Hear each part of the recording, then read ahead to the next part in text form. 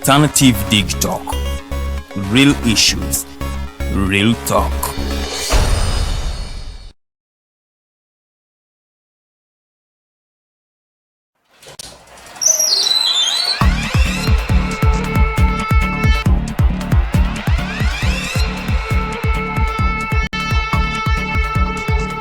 You have got to get up pretty early to go do something.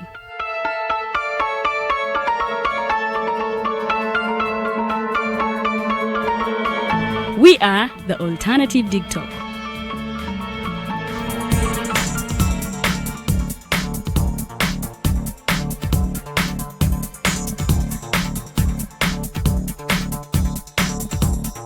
With our mobile studios, we are redefining TV presentation just as technology is setting the pace. We are blending our approach with fresh, perspectively designed breakfast show, The Mighty Drive, informative and entertainment show, exclusive and live interviews. President Museveni wadde juzi namulaba apima akawunga kilo 2 tasobola kalya nini bwaba alya kilo 5 oyannema okuliisa eggwanga ne bwe limundekera. Njagala kwebaza the Alternative Dig Talk etuwadde kano ka Mighty Drive era n'abatuwuliriza bonna abali ku mikutu njagala basaba mugenda mu maaso n'okuwuliriza. All given to you just a click away on your phone, tablet, laptop and smart TVs as we are streaming live on our social media platforms, on the road and on the go. We are the Alternative Dig Talk. The world is at a critical moment of providing innovative alternatives as a means to create change. As such, we have created a not-for-profit alternative mobile digital platform as a way to promote space for freedom of speech and expression to the unheard voices. We know you believe in the cause and you can further it more by contributing to its sustainability in forms of internet data, fuel and any other support you deem relevant. Please support us with your contribution to Equity Bank account number 103-5201-607252 under the name Alternative Digital, or our mobile money numbers 0702 900076 or 0783 047785. Alternative Digital, real issues, real talk. Have you held a peaceful demonstration by holding a placard or won a shot communicating about injustices? Is it a speech about rights? Are they for women, children, youths, people with disabilities, elderly, environmental or lands? Do you know you're a human rights defender? Are you threatened, harassed, intimidated, illegally arrested, detained, tortured or imprisoned as a result of defending rights?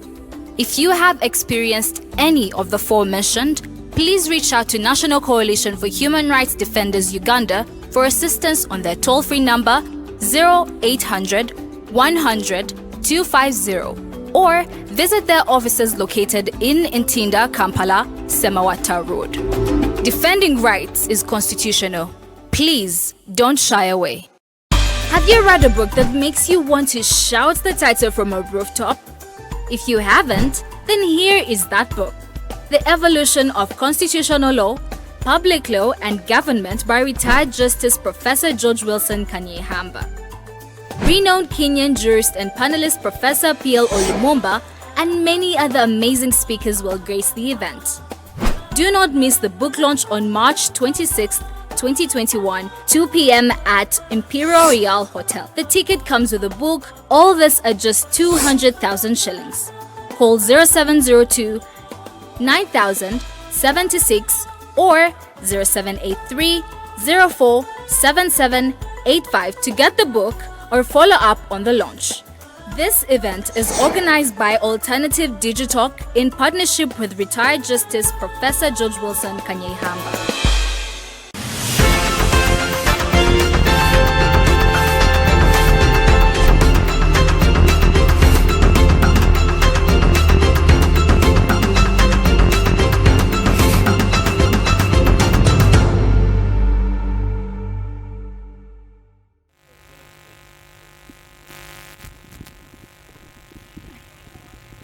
Amakya amalungi bamikwano abatukereddeko ku mpewo zaffe eza the alternative digital program yo the night drive ate nga olunaku lwo lwakutaano ennaku z'omwezi 19 omwezi tukyali mwezi gw'abakyala March.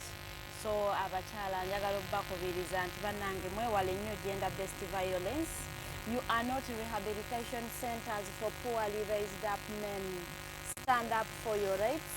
Always stand for the truth. Farida Bikobere is my name. Today I am working with Councilor Lilian. In the studios I have Mosawo, Lord Councilor elect Nakakande Lilian. Alinze kulayira ndowooza kakala mukalaba nange mukama katonda yanjogereddemu neŋŋamba alhamdulillah kala zimakinga.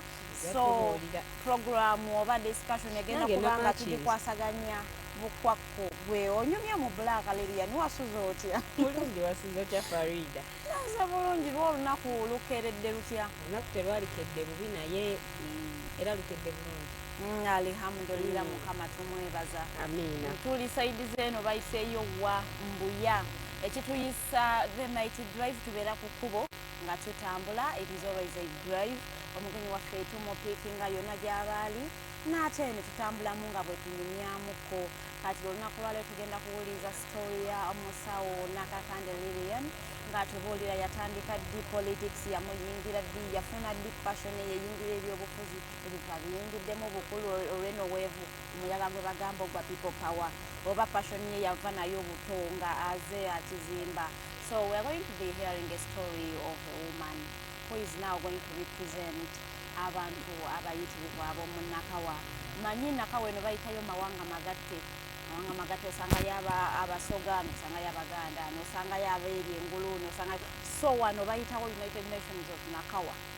So tugenda kubanga ate tuwulira story gwe munaffe atanatwegattako genda ku Facebook. We are live. The page is the Alternative Uganda. Like page and follow us once in connected. Type your question. Tugenda kubanga ate tugisoma. Please engage in the discussions. Wona woyagala clarifications, just comment. We shall be going through your comments and we'll be following. Ate ku YouTube we are the Alternative Uganda show nga bwebadde ku Facebook bwe tuteekayo ne ku YouTube, and we are the Alternative Uganda on Twitter.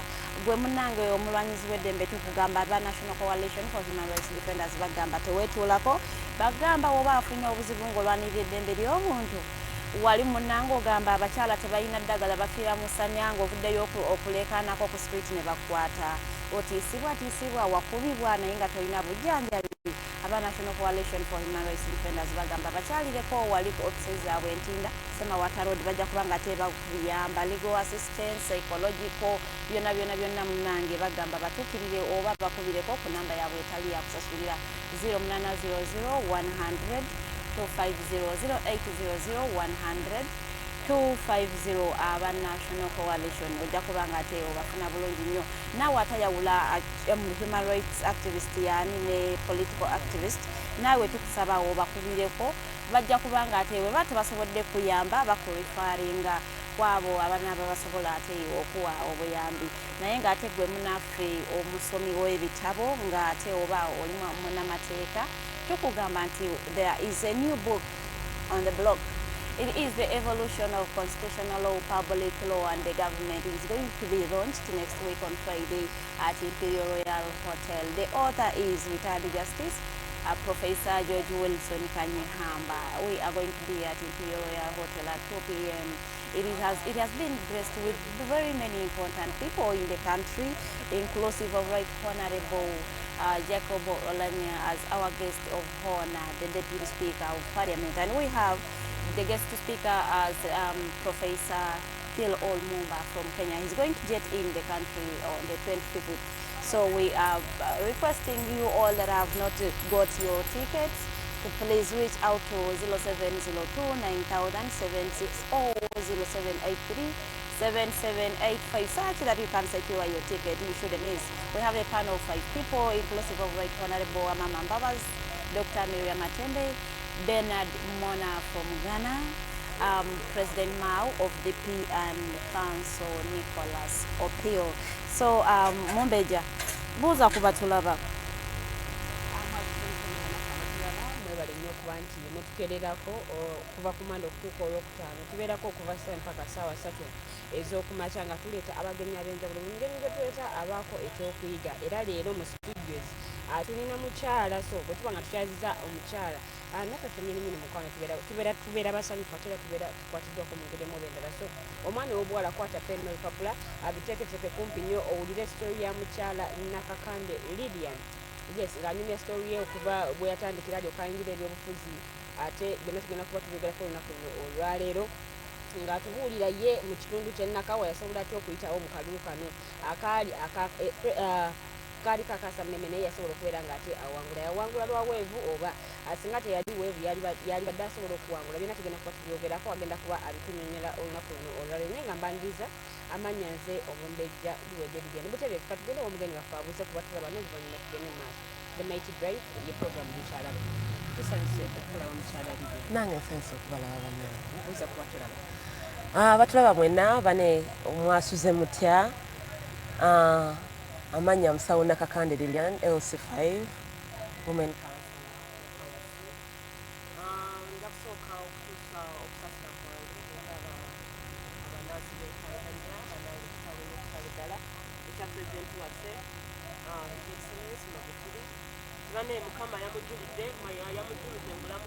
era nga tusaba byonna ebyamusobako Mukama amusonyiwe ate era nga nja kwongera okusiira eri abantu abaffe abanoopu be bali mu kuwamba.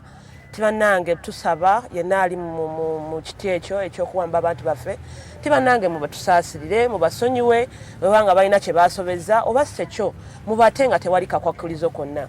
Era nga tusaba bannange nti mu mbeera yonna gye tulimu tusaba Uganda yaffe edde mu buyinza bw'abantu ate ne demokrasiya asobole okuba nga atambula era nga abantu we bakyetaaga. Bannange nsanyuse nnyo okubeera wano ku Alternative Digital Talk. Tusanyuse okulaba era naffe twesimye okuba nti osobola okubeera nga ojja kukyafulina mukyala Nakakande yaani? Mukyala Nakakande Lilian mukyala muwombeefu era nga bw'omulaba ate mukyala mukozi. Mukyala Nakakande famire gye yakuliramu si eri awo nti yali ngagga nnyo. Mukyala Nakakande Lilian musawo omutendeke era nga ajjanjaba abantu, si musawo wa kinnansi, ajjanjaba abantu. Musawo Nakakande Lilian is a motivated woman and very active. Bw'aba nga alina kyayagala afuba okulaba nti akola ki akituukako era nga unmotivated in case of anything. Bwemba nga nsaze nti I want this, I get it. Yes. Mukyala Nakakande wazaalibwa Nakawa wanosi? Mukyala Nakakande yazaalibwa Entebbe Road wa kitundu bakiyita Kitara. Omukyala bamuyita Mrs. Unia Kasule, taata the late Wilberforce Kasuli. Era nga kina wane Nakawa nzizeewo nga mutuuze ng'era ninawo businesses. Kyova olaba nti wendi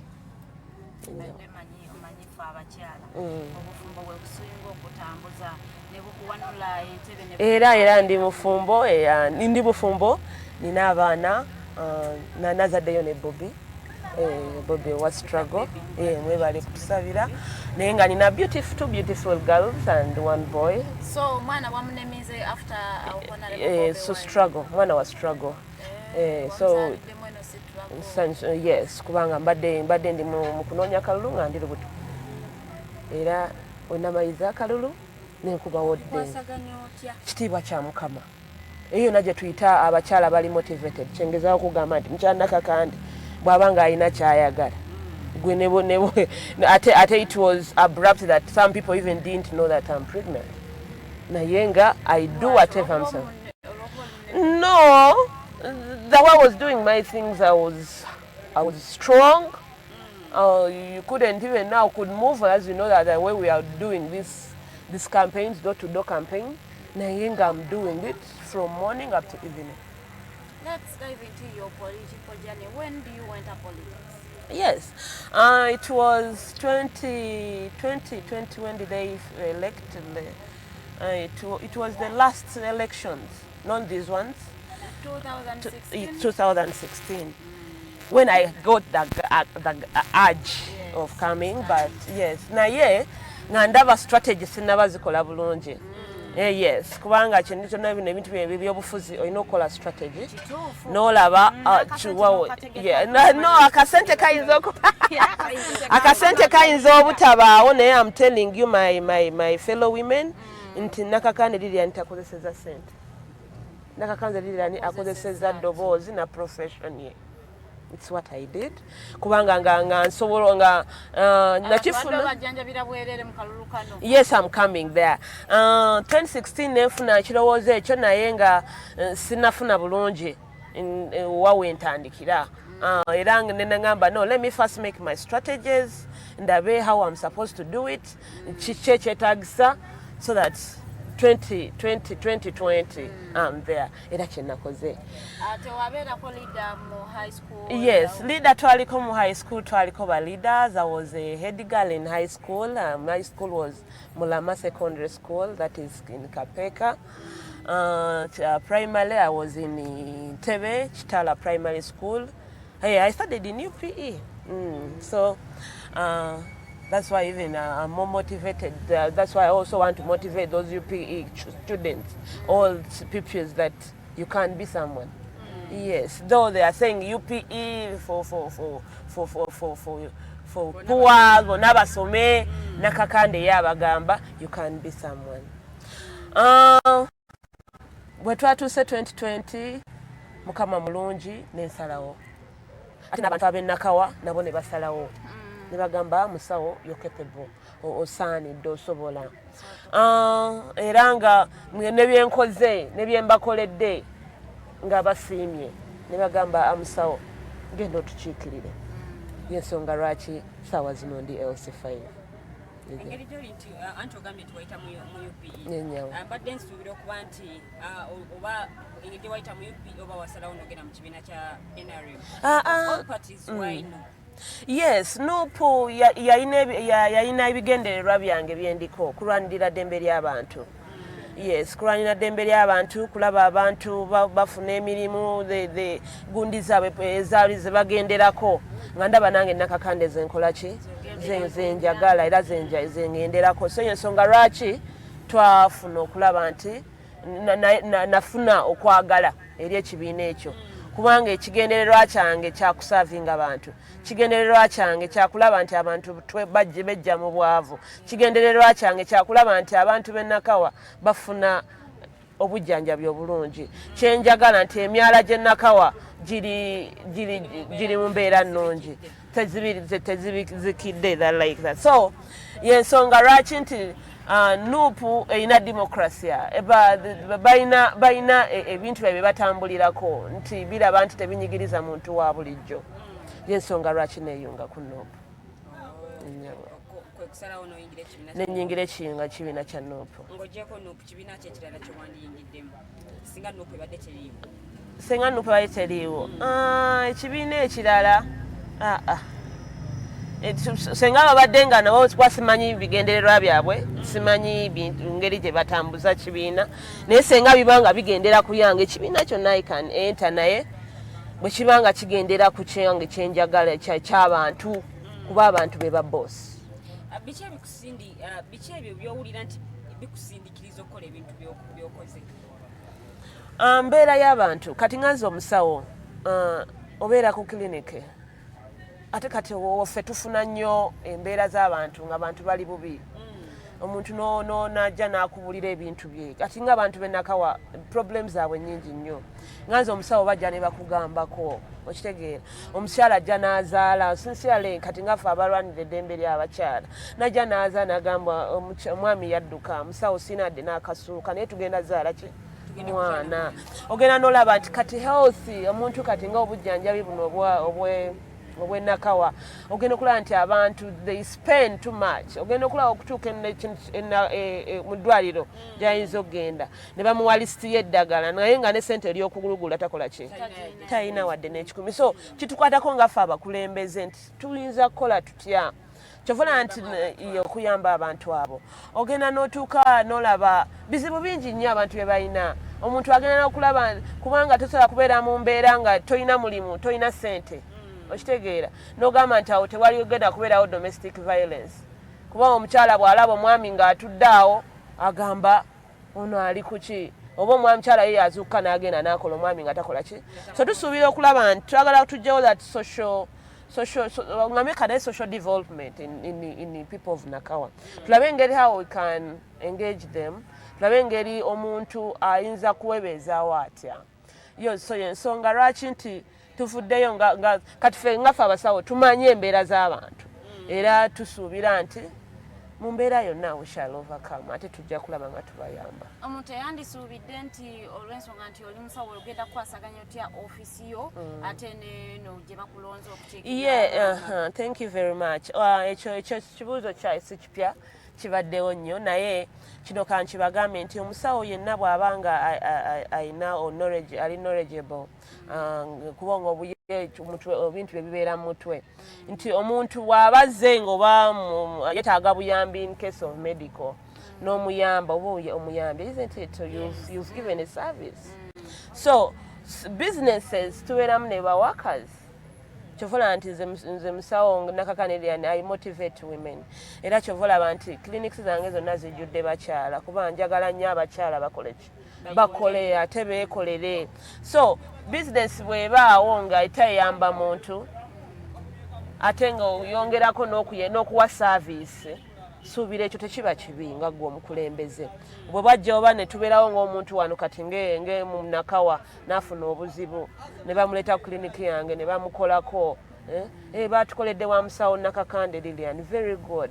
n'embeera bulungi so I've given a service so tekirina mbeera yonna we kiyinza kunkosanga nze omukyala yes yennyabo abantu b'e Nakawa baakulonda ne bakwesiga yennyabo ffe abalabi oba tukkiriza nti you understand their problems. Yes. Twagala otumenyeremuko ebyo by'oyinza okutandikirako byogamba kale bwemmala okulayira kino ne kino bintu nga bitaano by'oyinza okutandikirawo nga byolaba byebisinze nze natandikirawo dda mu Farida natandika dda nze okukola nga sinaba nakulondebwa kuba nakizuula nti abavubuka abawala abato oba abasajja abato bakizuula nti HIV gwe mulimu gwe ye gundi yaabwe ye infection yokka ereetebwa in sexual intercourse nenkizuula nti they don't know about hepatitis B yet is also another infection Nakakande Lilian nasobola okugenda nenfuna eddagala nesobola okugema all my zones in Nakawa abavubuka for free so 3 times for all those 3 times I gave them for free. You get so kiraga nti bwe ndaba ekizibu ekiriwo nsobola okulaba nti nyangu wamangu kikola nyamba so ekintu ekyo nakikola si mu kunoonya kalu naye nalaba nti they are not aware of anything kati nganze omukulembeze ate omukyalo wa health nsuubira nti ekyo kye nakola kyampeesa credit yes era nga nsuubira nti mu ebyo tujja kwongerako abakyala bangi they don't know tebamanyi nti cervical cancer omuntu amuscreeninga tebamanyi nti kubanga cervical cancer signs teziraga naye bwe zituuka ku stage ey'embi omuntu bw'atandika okukola ki yes omuntu bw'atandika okubeera obubi naye bwe nkireeta ekyo nenkireetera abakyala nendeeta family planning abakyala abadde batambula ngenda and even they pay for them they are very cheap and very many family plannings nenkireeta nenkibawa for free bananga I'm doing the service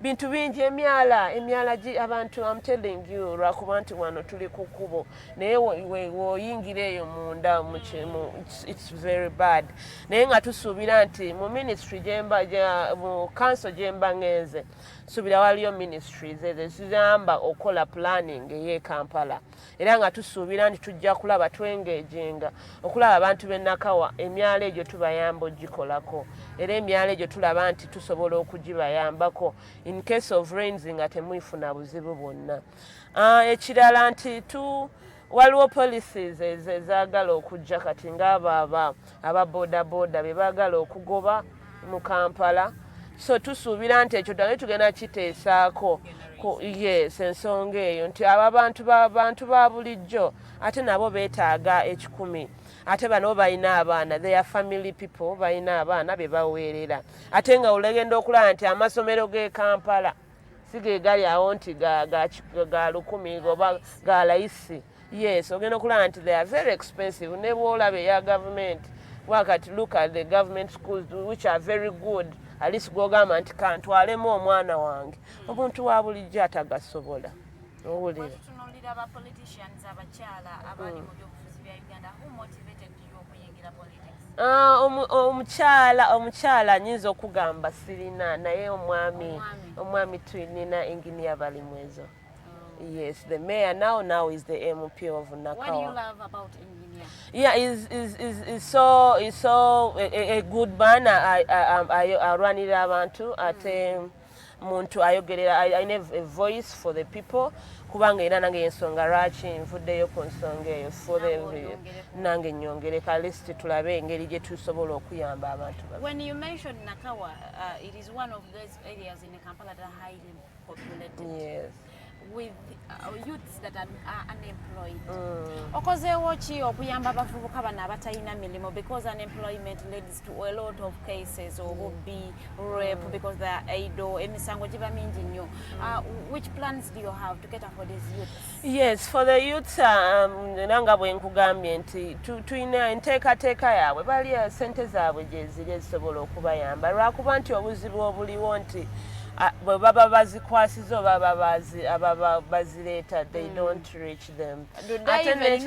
balina ssente zaabwe eri bayuth. The problem is kyovola nkugamba nti Nakawa ebaddemu wrangles nyingi nnyo in case of political things naye nga tusuubira engeri nti balonze omukululo ogwa Nuupu tumanyi okuva ku youth chairman paka waggulu kw'MP suubira tusobola okugenda okulaba nti entambula eyo y'ebintu ebyo egenda kutambula etya era bigenda kutuuka bitya naye nga tusuubira nti abayouth b'e Nakawa ate era tugenza okulaba nti at least we have more companies around at least basobola otuyambako okulaba nga they employ those. Nanti ekyo omuntu kyennyini nti ebuuza Nakawa is an industrial area naye ate abakola mu companies ezo si batuuze b'e Nakawa.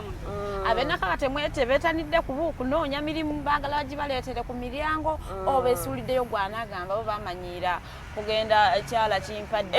Ekyo engeri nti sibadde mu system naye nga nsuubira nti when I enter in, I will have to move and see what could be the problem with that. Era nga tusuubira tutujja kukikolako in case we are in power. Being a first timer, tukituuka ku nsonga za politics, how has been the process? Process mukama wange nange tebadde nyangu Lilian era nga nkugamba nga temanyi bwe nkugambye nga nze omukyala kiina engeri gye kikunyigamu ate nga bakyusa engeri gy'okunoonya akalulu there was no rallies nga the only thing olina kola door to door so kyatunyigirizaamu nga ffe abakyala naye ate kyatuwa amaanyi okulaba nti tumanya embeera z'abantu baffe bali batya kuba bw'otuuka ku mulyango gw'omutuuze omanya embeera omutuuze oyo gy'akola ki gy'alimu era asobola n'okugamba nti musawo nze embeera gye ndi bweti ne bweti so ng'ate mulaale ky'otasobola kukola so kyatukosaamu naye ate kyatuyamba nga ffe abakulembeze nti omanya abantu bo bali batya bali mu mbeera ki otandikirawa yes so kale kyatukosa kati nga nze era nga omanyi nti nali pregnant naye nga ofuba okulaba nti you move to see your people how they are.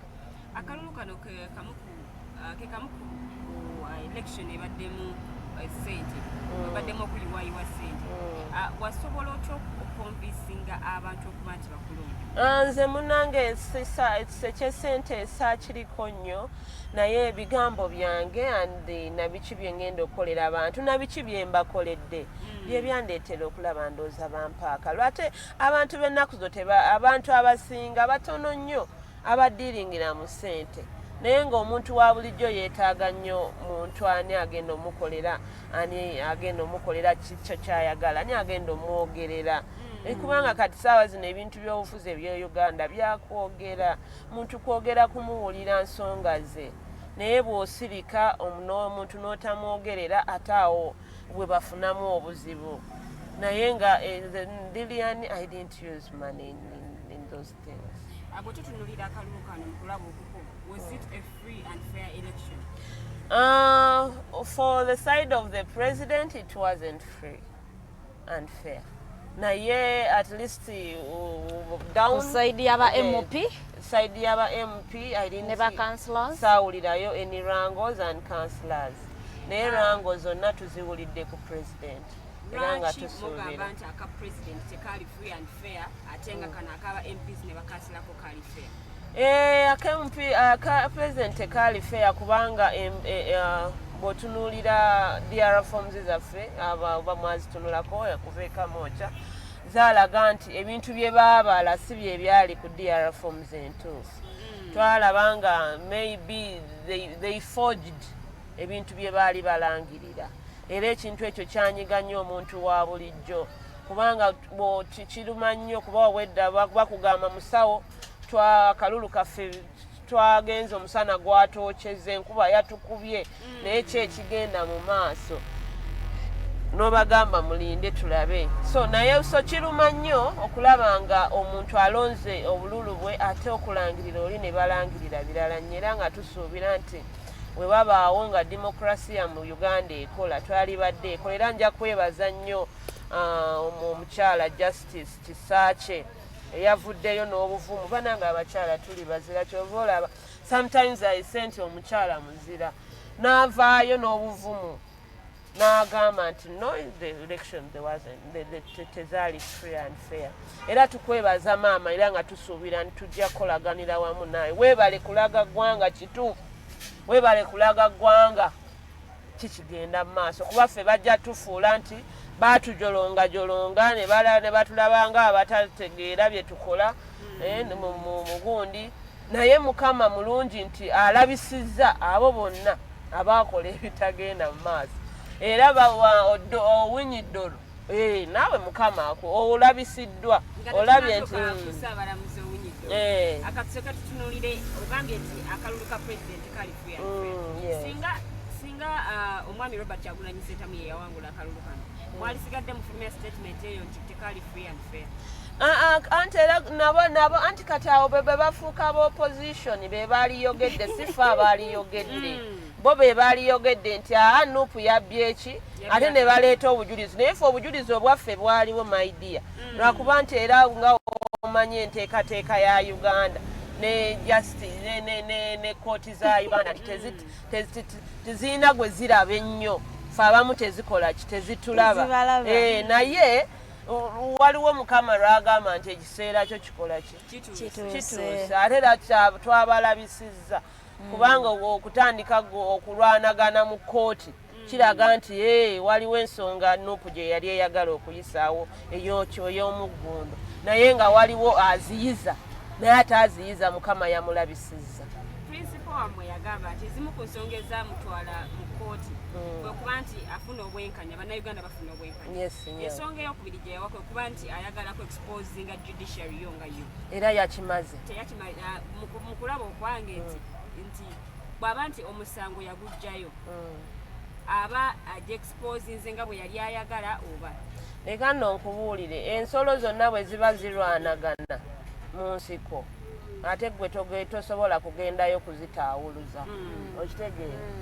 So ffe twavaayo ensolo zikole ki zirwane zokka ate labayo wezitaalera we zaalwanye nguteebereza ensolo zaalwanye ddale ne zeerwanyisa ate Mukama n'alaga n'ensolo ennene eyayeefudde nti yo y'amaanyi teyina nkolagana na muntu yenna teyina n'agiragira Mukama n'agirabisa.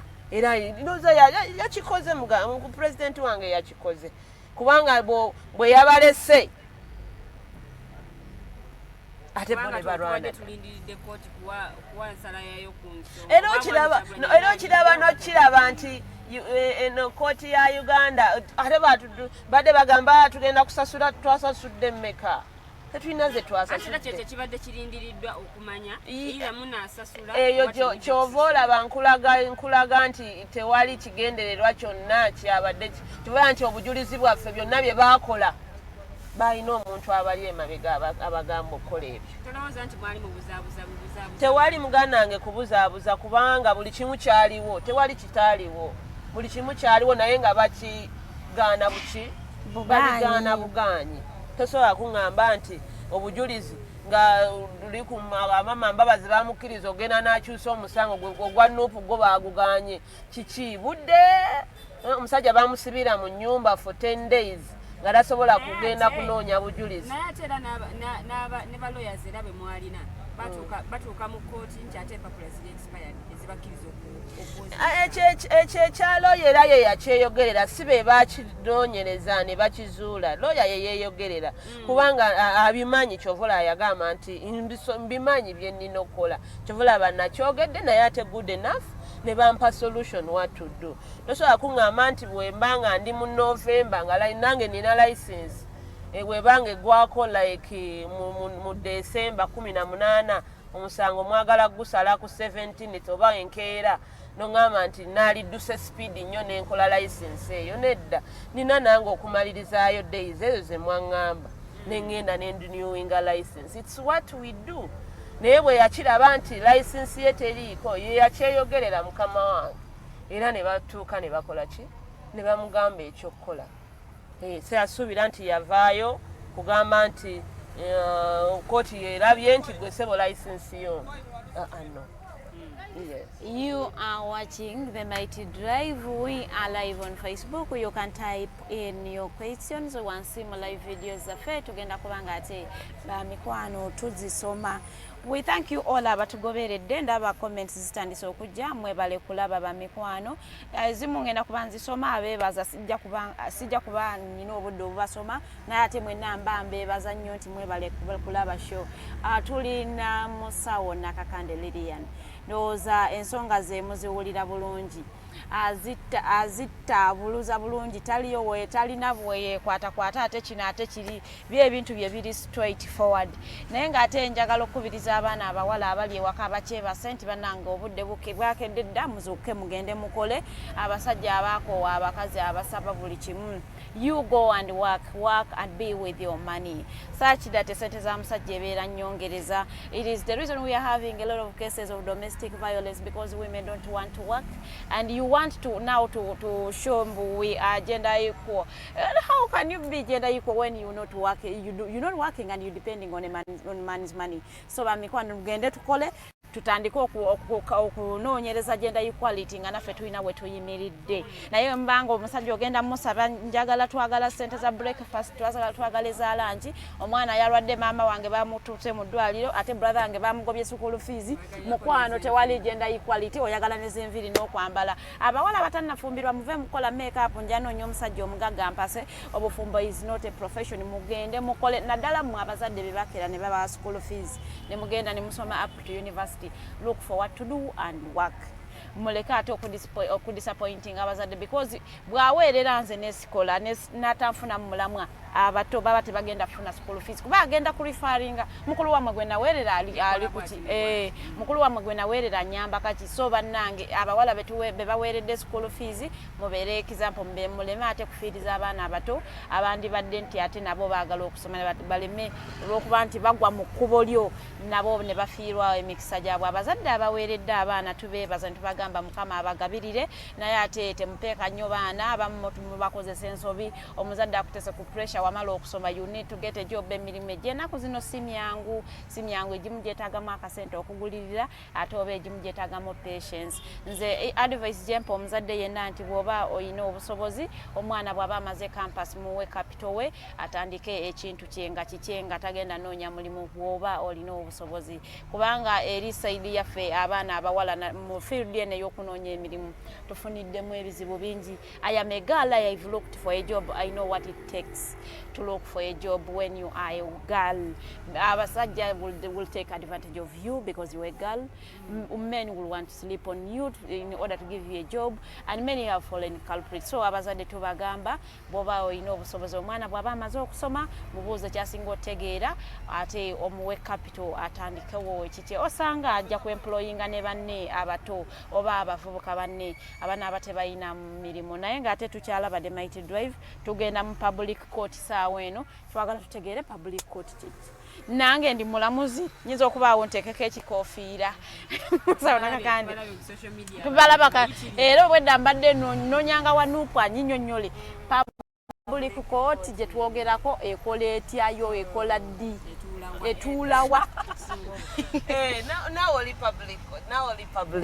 public court y'abantu public court eno omuntu yenna bw'aba anyigirizibwa ayina right okwekalakaasa naye nga mu peaceful way yeyo public court naye lwakuba nti Uganda eyaffe ebyo tebikola ki tebimanyi ebya public ebyokwekalakaasa mu mirembe tebimanyi naye nga that's right ya muntu yenna bw'oba olaba nti onyigiriziddwa mu ggwanga yatabi nga abantu banyigirizza mu mirembe nga tolina gw'ozibidde bizinesi ye toyina gw'okosezza kubanga okwekalakaasa kuno tokozinze ejjaamu it is okay kubanga kyekalakaasa kuno tugenza okizuula nti abaana baffe mangi be basibye be bawambye mu drones ne basiba so yensonga lwaki tusaba release yaabwe mu mirembe ale tulina muntu yenna gwe tukozesa ebintu ebyaffe ebya National Unity Platform bya mirembe tetukola chaos wadde batutwalanga abantu ba chaos neffe tetukola chaos ate tetwagala gigenderamu kyovola nti tubagamba abantu nti public court tugenda okulaba in other countries abantu bakikola nga bekalakaasa mu mirembe and tebalina kikyebakola kyebakola naye twebuuza lwaki Uganda yattu yo amateeka tegatwala nga amateeka era tukivumirira nnyo ne sekuvumirira nti omuntu yenna alina okwenyumiriza muki mu nsi ye naye twagenza kizuula nti kintu kitono nnyo bati babakutte abamu babatutte mu kkomera so kiraga nti embeera eri mu Uganda inciting violence ani yenna gwe baalabye nga bakuba ate ne kankubire poliisi ya Uganda yesinga okukola ekyo yereeta violence eyo kuba osobola kujja na muntu atalina mundu ate gwe n'oleeta ki emundu so kiraga nti omuntu oyo ajja kuleeta ata naye aleeta ejjinja alabe nti musobola okukola ki okulaba nga naye ayeerwanako so nga ate siwe tekyali badde bwe kityo era nga tusuubira nti abantu ba Uganda engeri gye banyigiriziddwa etayimu ejjatuuka nga ne mundu zaabwe tebazikola ki tebaziwulira okusikweka mu mirembe teekako mu mirembe obutali bumativu yes dear naye nga sikwekalakaasa kuno kwakukuba abantu mayinja kwakwokya bipiira no kuba kwa mirembe kukwata bipande kulaba kuliko information kulaba okwange gye bigwere batekyali public court baye navaayo mu mirembe bajja kunkwata era banzizeeyo ku CPS banzizeeyo mu anti kyenkugamba nti mu Uganda tetuyina justice tetuyina tebagendera ku bintu by'amateeka yes tetuyina naye mu mawanga gonna ag'ebweru abantu bakola ebintu ebyo ate era nga tebaleese buzibu bwonna era ogenda okulaba ngaera aba security be baleeta obuzibu obwo naye ng'abantu bo tebalina tabu abantu bo tebalina tabu omuntu yandyebuuzizza principal wamwe bwe yavaayo n'agamba kale bannange kimala bamaama bakaabya amaziga agamala bannange mujje tugende tulage obutali bumativu ku kkubo ng'abantu mwali babuswaba nnyo ng'ate ku Facebook muyiika mubeeranga yes ekintu ekyo kyaliwo naye kankubuulire nti the struggle continues struggle tegenda koma leero tegenda koma ncha. The struggle omuntu yenna agamba the struggle continues. So tetugenda kugamba nedda tetuli wabweru waayo muganda wange naye leka nkubuuli nedda kino kankikugambe omuntu yenna bw'atika olaba abannayuganda banyigiriziddwa nnyo. So leka nkubira omuntu okulaba omuntu ng'agenda atemeddwako engalo bamufumise bamukubye ebintu akomyewo tategeerekeka ate mumaze bantu balangiridde peaceful demonstration n'otandika okugamba nti ajje kukuba ajje ng'alaamye those words imitating ate babongera busungu. Kino kankibagambe ebigambo bye boogera bongera bannayuganda busungu. Tosobola gamba muntu nti ajja kukuba okwekalakaasa nedda leka nkubuulire munnayuganda leka nkubuulire bantu bannayuganda baavu kino kimanye Farida bantu bannayuganda baavu ate leka nkubuulire waliwo omukulembeze sijja kumwogera ye yagamba omwavu yafukola ki yafugika omugagga tasobola kola ki kufugika. So batukuumiddemu eyo embeera kati omuntu aveeyo anoonya 10 kya leero owulira omugambe jangu ku kkubo bamutwala ekitalya. Peaceful protest muganda wange nakugambye nze ndi nakawere n'ekiwundu tekinnakala ate oveeyo mukyalo ogende ogutandika ebyo babo bakufumita biso bakuwa biddagaladagala ekiwundu njavaayo nze ngandemu nedda struggle muganda wange tugirimu era waliwo ebitambuza struggle ebirala nga si kujja tegwe naawe kujja wano kukulu. Yes principal agamba naye era wabeerawo era nga wona alaba nti omuntu tasobodde waliwo abamu abatasobodde naye kati waliwo abamu abaali badde basobola naye ate tebakoze kimala okitegeera naye kati nganze Nakakande kintu kyo nkyagala era struggle nze nkyagirimu naye waliwo ekiziyiza nganze omukyala nti omwana yeetaaga okuyonsa omwana yeetaaga okulabirira tosobola kutandika genda kutandika ebyo naye nga wentererera struggle tutandika ogitandika kuba tekinnaggwa. The Mighty Drive ye program gyokyalaba katusoke tumale okuwummulamu katono nnyo tumye ku lwendo lw'amazzi tugenda kuba nga tukomawo omumbejja luwedde Lilian tuli ne Farida bigobere tutwali endera paka ssaawa 3 ez'okumakya awamu n'omugenyi waffe mukyala Lilian Nakakande katusoke tuwummulemu katono temuvaamu.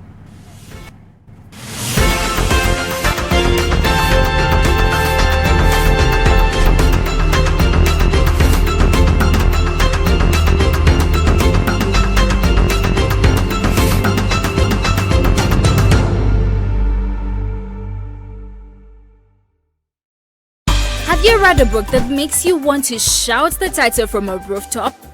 If you haven't, then here is that book. The Evolution of Constitutional Law, Public Law and Government by retired Justice Professor George Wilson Kanyehamba. Renowned Kenyan jurist and panelist Professor P.L. Olumumba and many other amazing speakers will grace the event. Do not miss the book launch on March 26th, 2021, 2 p.m. at Imperial Royal Hotel. The ticket comes with a book. All this at just 200,000 shillings. Call 0702 9000 76 or 0783 04 7785 to get the book or follow up on the launch. This event is organized by Alternative Digitalk in partnership with retired Justice Professor George Wilson Kanyehamba.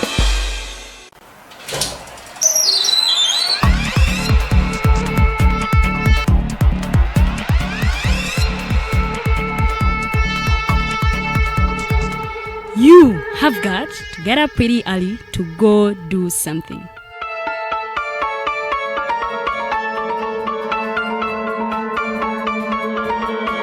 We are the Alternative Digitalk.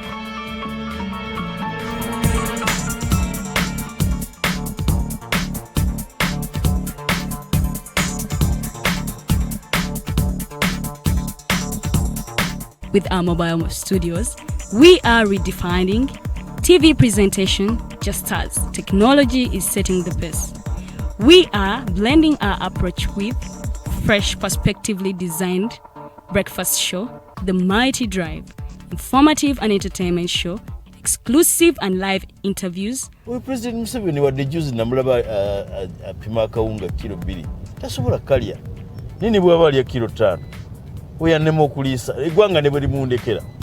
Njagala kwebaza the alternative digital etuwadde kano ka Mighty Drive era n'abatuwuliriza bonna abali ku mikutu njagala basaba mugenda mu maaso n'okuwuliriza. All given to you just a click away on your phone, tablet, laptop, and smart TVs. As we are streaming live on our social media platforms, on the road and on the go. We are the Alternative TikTok. Have you held a peaceful demonstration by holding a placard or won a shot communicating about injustices? Is it a speech about rights? Are they for women, children, youths, people with disabilities, elderly, environmental or lands? Do you know you're a human rights defender? Are you threatened, harassed, intimidated, illegally arrested, detained, tortured or imprisoned as a result of defending rights? If you have experienced any of the forementioned, please reach out to National Coalition for Human Rights Defenders Uganda for assistance on their toll-free number 0800 100 250 or visit their offices located in Ntinda, Kampala, Semawata Road. Defending rights is constitutional. Please don't shy away. The world is at a critical moment of providing innovative alternatives as a means to create change. As such, we have created a not-for-profit alternative mobile digital platform as a way to promote space for freedom of speech and expression to the unheard voices. We know you believe in the cause and you can further it more by contributing to its sustainability in forms of internet data, fuel, and any other support you deem relevant. Please support us with your contribution to Equity Bank account number 103-5201-607252 under the name Alternative Digital, or our mobile money numbers 0702 900076 or 0783 047785. Alternative Digital, real issues, real talk. Have you read a book that makes you want to shout the title from a rooftop? If you haven't, then here is that book. The Evolution of Constitutional Law, Public Law and Government by retired Justice Professor George Wilson Kanyehamba. Renowned Kenyan jurist and panelist Professor P.L. Olumumba and many other amazing speakers will grace the event. Do not miss the book launch on March 26th, 2021, 2 p.m. at Imperial Royal Hotel. The ticket comes with a book, all this at just 200,000 shillings. Call 0702 9000 76 or 0783 04 7785 to get the book or follow up on the launch. This event is organized by Alternative Digital in partnership with retired Justice Professor George Wilson Kanyehamba.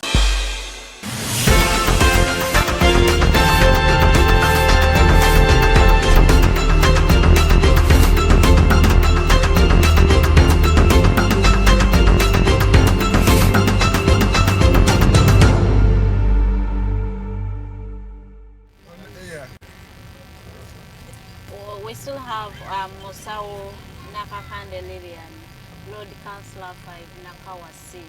Yona ye Councilor omulonde agenda kuba bakikilira mu kesi twagala tulabe endowooza zaabwe zibeera ziri zitya yo ennaku zino kino guno omulundi nuupu yawamba Kampala naddala kuba councillors nuupu yawamba twagala tulabe weevu ya nuupu egenda kukola etya for the next 5 years kubanga bo be bangi tusuubira nti beetegeera balina principle mu asobola okubagamba basobola okutambulira ku principles za nuupu ate tusuubira nti nuupu principles zaabwe ziyamba omuntu wa bulijjo. Abantu abamu tebagala kubayita omuntu wa wansi, so tunyumirwa nnyo okugamba ordinary person, omuntu wa bulijjo okusinga omuntu wa wansi.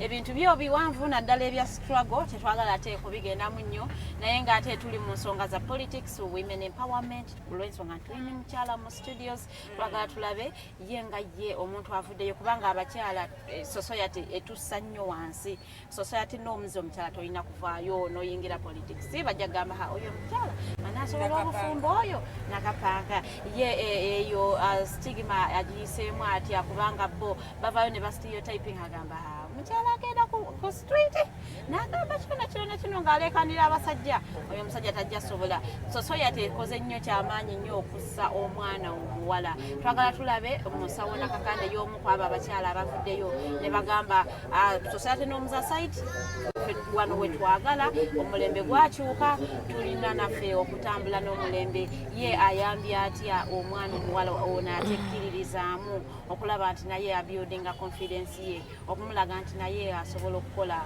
omulenzi ky'asobola okukola. Twagala tulabe awo story yaffe, discussion yaffe wegenda okutandikira.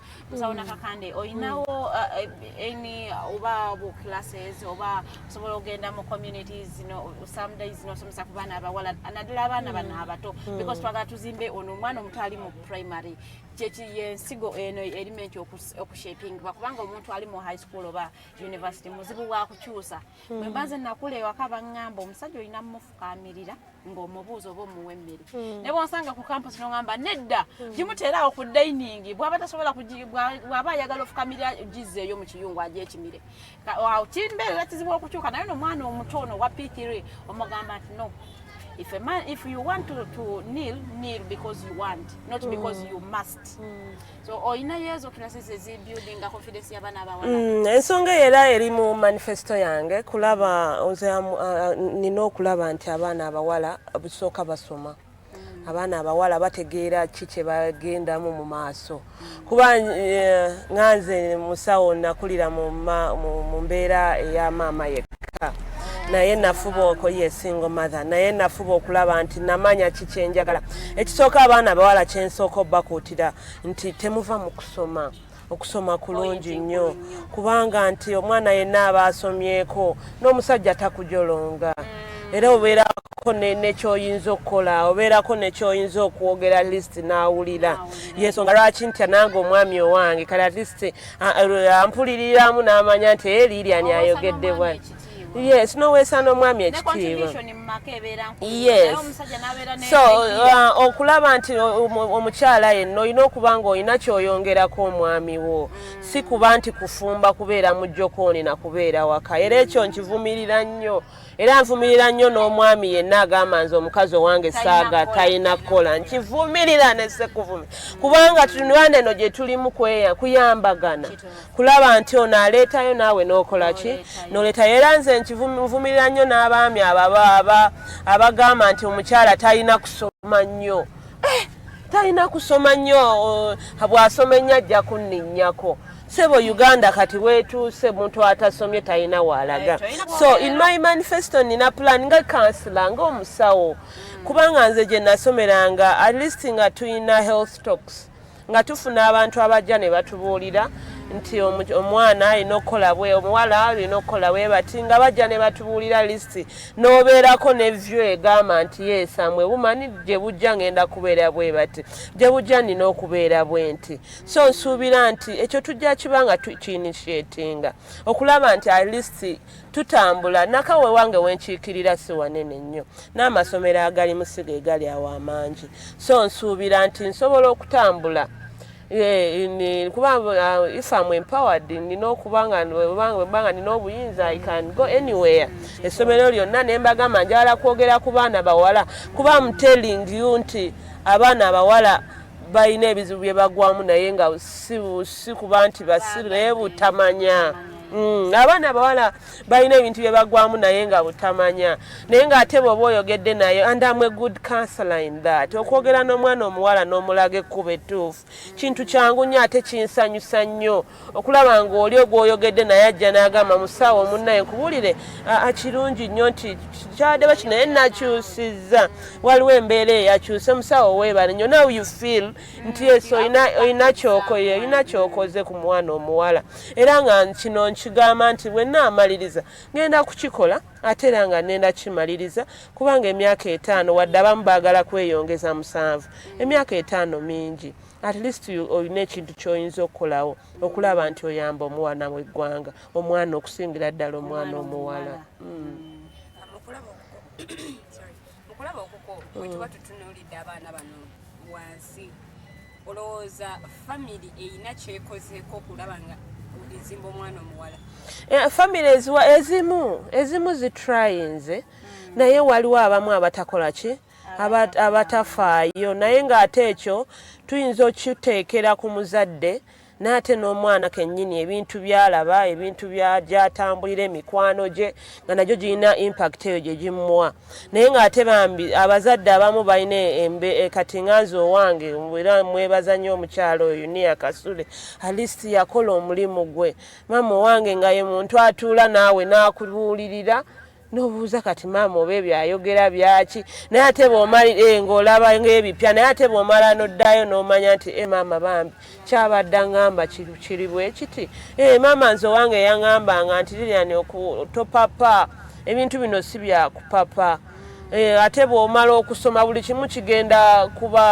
nga kyekola kyokka ebyokupapa nti kufumbirwa kutya kubanga nze gwe mulaba si embeera nga gye mbagambye nti sinnungi nze nga mu ssomero gye nalimu nga akalistika school fees defaulters Nakakande bw'ataba number 1 abeera number 2 Nakakande bw'abanga eyo list taliko manya waliwo epending ejja naye naguma mweyo embeera nze eva mbeera mu kkubo school fees naye naguma nti namanya maama yaliwo maama business gyalina si eri awo ery'amaanyi neŋŋuma era y'ensonga lwaki njagala nnyo obuwira kuba abaana abawala batuuka bw'alabanga ewaabwe walungi nnyo ne ssente bamuwa alabanga ensi eteredde nga buli kimu kikoze eki oba waafumbirwa omusajja omugagga ate nze nno munnange nze sobola sometimes mama ŋŋamba nti munnange omusajja omugagga si ye byonna nze era omwana owange omusajja omugagga si yeki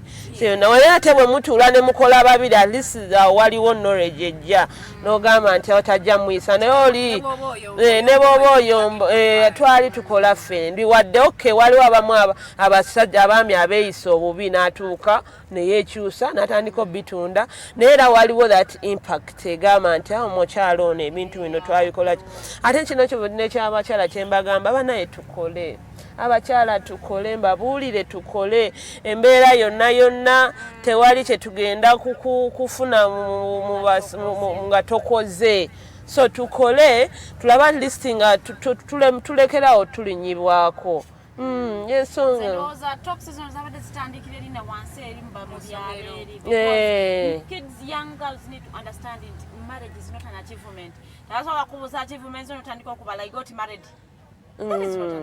exactly. So abaana bato bano twetaaga bamama babitegeere kuba ffe mu byalo eri maama akukuza nga ogenda kusoma bw'omala okusoma tebakusuubiramu kufumbirwa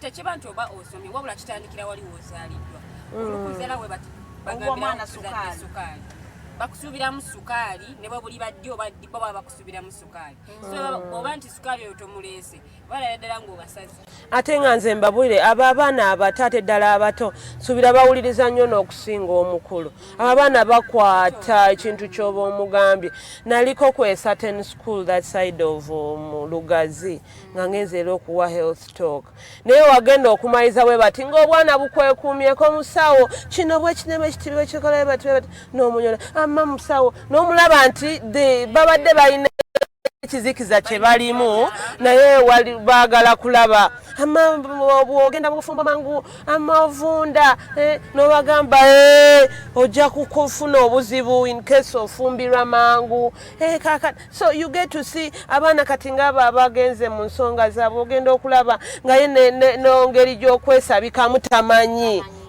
naye bw'ogenda n'omuyigiza n'omugamba weesabikayo batyo n'ab'emirundi 3 olunaku kola bwoti ne bwoti omwana oyo amanya nti oli yakiŋŋamba oli bw'akiŋŋamba n'ono n'akiŋŋamba ekitegeeza kiki kituufu era nga nsuubira nti I'm going to do the health talks. Obulamu bw'omwana omuwala bw'abanga atandise olw'okusoma oluusi amasomero abamu gye bagenda balina ebintu bye babateekamu okulaga nti omuwala still oli wansi omwami yali waggulu bwetuddako mu society still kyekintu kyekimu nti omuwala oli wansi omwami oli waggulu omwana omuwala bw'avaayo okukola ekintu ekimu bagamba abawala tebalikola birina kubeera byabalenzi olowooza ebintu bino bikoze kinene ki okuteeka omwana omuwala wansi era bitukosezza nnyo naye kyova olaba nti naffe tuvuddeyo kubivumirira okulaba nga lwaki oteeka omwana omuwala wansi ng'ate tulabye emirimu emingi egisinga egy'abasajja n'abakyala bakola ki bagikola so eyo mentality gye balina gye twagala okuggyamu abantu abo baleme kumanye kulaba nti omukyala era tusuubira nti abo bonna abakyala abali eyo mu nsi z'ebweru nga muvumirira ebintu ebyo mutuyambeko mulabe nga tuyamba eggwanga lyaffe Uganda ate kisusse nnyo mu Africa naye nga tusuubira nti tujja kirwanirira okulaba nga tulaba nti at least n'abakyala balabibwa mu insense eyo ey'okuba abantu ab'obuvunaanyizibwa yes ate ab'omugaso. Our studio line is 0789 017 145 0789 017 145 osobola otukubirako mukwano n'oyogerako n'omugenyi waffe ali mu studio oba n'omubuuzayo ekibuuzo ekisookera ddala profession ye musawo oba olina ekibuuzo eky'obulamu kyonna kyewandyagadde olina obulwadde oba bwe wandyagadde okumanyako ng'obadde ogoberera programu yaffe tukikubye politics health lw'ensonga ntulina musawo ate ali mu politics osobola ate munaawe naawe okukuba essimu n'obeerako ky'obuuza oba ky'omanya kubanga obulamu bwe bugagga tosobola ate kukola ne bw'oba mugagga nnyo ng'olina akasente naye ng'obulamu toyina mukwaneze essente tezinyuma so enamba yaffe ya studio eri 0789 017 5 tukubireko mukwano oyogereko n'omugenyi waffe gwe munnaffe ali ku Facebook wansi mu comment section bw'oba oteeka ekibuuzo kyo okuwabulako kyonna ky'oyagala okumanya comments nziyitamu nja kubanga ate naawe ekibuuzo kyo kyonna nja kuba nkituusa eri omugenyi ali mu studio era agenda kubanga ate akuddamu obutereevu tuli ku nsonga za busawo nsonga za bufuzi naye twagala tuveeko mu byobulamu tuddeyoko wali mu politics. Lilian yasooka tubuulire challenges yafuna ng'omukyala asoose first time y'okuyingira politics wafuna challenges ki atuli mu covid wuyo oli lubuto ate akalulu kaali kakasimbi yadde gw'ogamba tewateekamu ssente gwe mukama yakuyamba lulwo challenges ki ze wafuna? Challenges zaali nnyingi oli otuuka abantu abamu nga tebakukkiririzaamu nga bagamba naye musawo n'osobola n'ola n'omunnyonnyola challenge endala ekintu ng'ekyo nti omuntu bw'abanga omutuuseeko n'omunnyonnyola mukama yannyamba nti nalina ebyokunnyonnyola omuntu n'omunnyonnyola nti yes I will manage. Challenge endala gye nafuna nti nze Nakakande saayina ssente ng'oweetaaga ebipande weetaaga t-shirts weetaaga bikiira drive masiki sanitizer tiimu Nakakande bw'olina bawa kasente Nakakande saabiina naye mukama wa buyinza nti abantu baasalawo ne bakkiriza nti nsaanidde mu mbeera eyo yonna yonna era nga mbasuubiza nange sigenda kubavaamu. Challenge zaali nnyingi olubuto otuuka n'owulira nga okooye naye ng'ate olina okuggusa kye watandika. Twali 11. 11 people. Yes. olowooza nsonga ki ezaviirako abantu bannakawa C okwesiga ne bagamba oyo ensonga zaali nnyingi Farida kubanga omuntu yenna omukulembeze ebyakola n'ebyasuubira okukolera abantu n'embeera ze nti wasosola omanyi omukulembeze omulungi talina kusosola kuba mu ddwaliro wano ze kyenva mbagamba nti sijja kubasosola kuba ne mu ddwaliro sikola ki yenna oba muto oba muwanvu mpuliriza ekikola ki ekimuluma newalala nawo wenyinza okuba nti nkolera muganda wange newebanga private oba government wemba nkolera omuntu yenna omuwuliriza owulira kyonna ekikola kye kiba kimuluma kuba tojja kulinda nti oli azze oba mugwere nogaa nze sikolagana naki naye nze musawo Nakakande buli omu muwuliriza ate ng'ate buli omu mukkiririzaamu nti asobola so nsuubira nti abantu bwe baalaba ebintu ng'ebyo ate nze nkolagana nnyo nkolaganira n'omuntu yes n'abantu ba bulijjo so nsuubira y'ensonga lwaki bagamba nti kabasalewo bawe musawo Nakakande Lilian alista ajja kugusa ensonga zaabwe bwewali onoonya akalulu engeri gye wali nti oli mukyala muzito walinako sapooti y'omwami olaba mbi mwebaza nnyo omwami wange ssebo weebale nnyo weebalire ddala oba ono ndaba ku Facebook nkwebaza thank you for your support thank you for your love thank you for everything kubanga nsuubira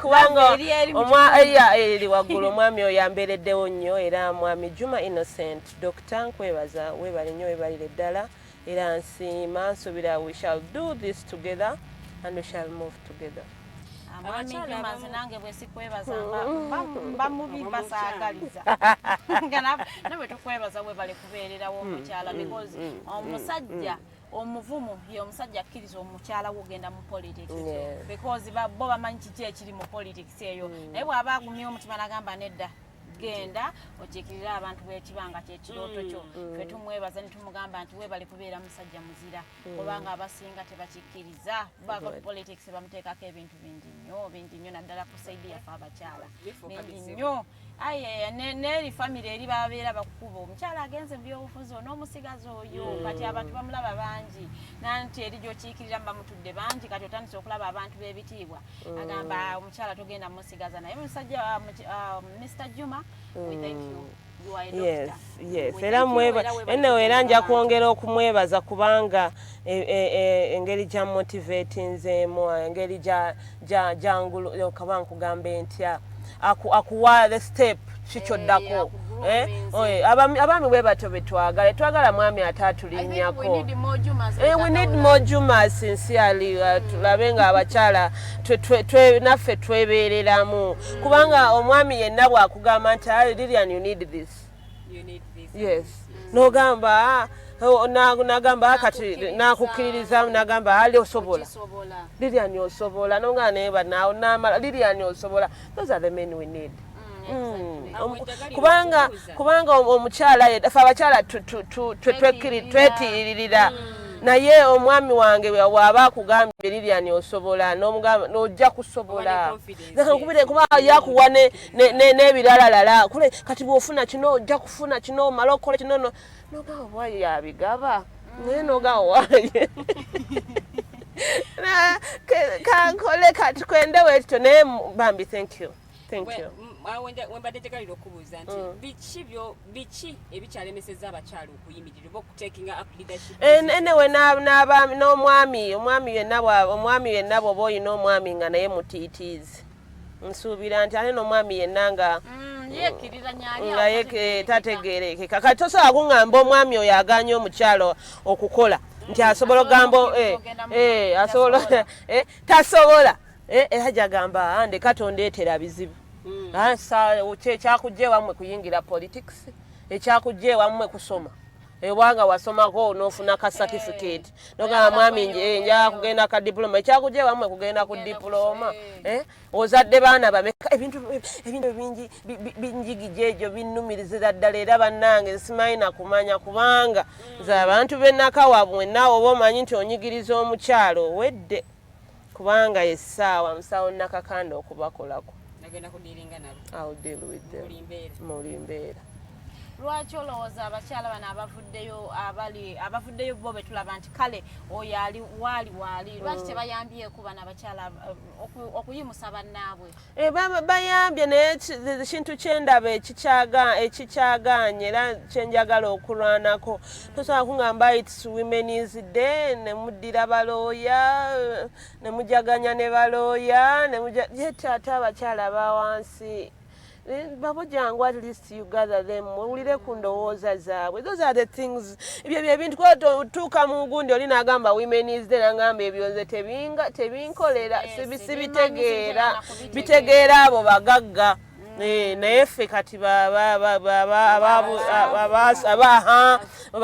ekyo kituufu ebyo byabaasoma so ng'ate bambi bwe tuddako eno wansi ne tulaba ate abakyala bano tuba motivatinze tutya abakyala balina ebibiina abakyala beetaaga buyambi ebibiina ebyo busapootinze otya nze ebibiina nabirimu nga nze ng'era nsinnaba kubeera nga mbirimu era nga nalaba obuzibu obulimu omukyala yeewola ssente ne zimulema okukomyawo naye ate bw'omumotivatinga abako ku mawulire mabegakaawo oba yabasuubiza kubawa ssente zimulema okutuukiriza ebyobulu ne bagamba bagenda mwambula ebintu ng'ebyo mwambulamu engoye nanti era oyo nange namulaba naye ate oyo ezo zaali ndooza ziri mu nnyoga nga zijja zaali mu nnyoga ndooza yabalimba za nnyoga engeri yali asuubira okujja n'abawandiika n'abajjako ndooza n'akasimbi oba oyagala nnyoga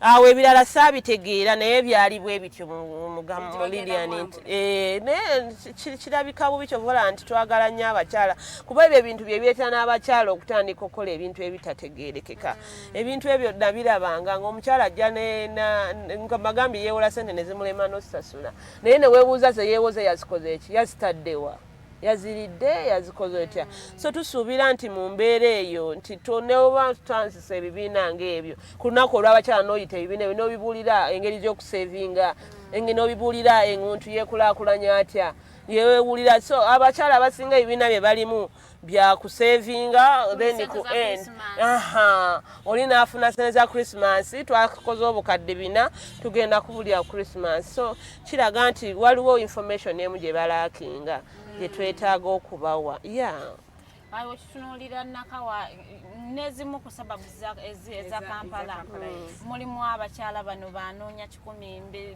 kasente ka bulijjo abo bayambi otya naddala bamaama abatuula ewaka anti era kyembagamba ekyo nti mu Kampala kati ebibiina bambi bibeezezaawo abantu ng'abo so basapootinga n'ebibiina ebyo nsuubira ki osobola okuba motivatinga kuba tosobola kumujja ku mulimu gwaliko gwasobola naye omulimu ogwo omuyambi otya okwebeezaawo omuyambi otya okulaba nti kati nga olaba nti Kampala embeera gye tulimu abamu babagobagoba abatembeeyi Kampala nga bweri omuntu akola e Kampala akola nga mulimu enkeera basobola n'omugoba boosi bw'abazze tebalina contract nti alina contract so kintu ng'eyo kibalemesa n'okupulaninga yepulaninza ati asuubira nti bwe tuyingira mu kansa bino twagala tubyogereko tulabe nti omukozi w'e Kampala abeerawo atya alabiriddwa atya so ng'ate si kubagobaganya nga bwe bakola ki abantu abo babagobaganya babakutte batya ng'omukyala omukutta otya emiggo gyendaba osabula omuntu maama we omuggo n'omwana ku mugongo is really hurting naye nga tusuubira nti tujja kuba nga tukyogerako tulabe engeri bwe tuyinza okubakolako okubayamba still bwe tutunuulira abakyala mu kulaba okuko olowooza abakyala bano baali badde era bakyateekebwa mu category ya marginalized group of people marginalized a group of nyiza okugamba nti omuntu yenna omukyala bw'abanga alina 10 kyayingiza Lilian tolina kumuyisamu kuba alina ebintu ebimu byakola omuntu omu abamu abagagga bangi abaliyo naye nga tebaweeredde baana baabwe naye ng'omukyala oyo afuna 10 alina omwana gwaweeredde paka ku university so talina kuba ng'ayisibwamu maaso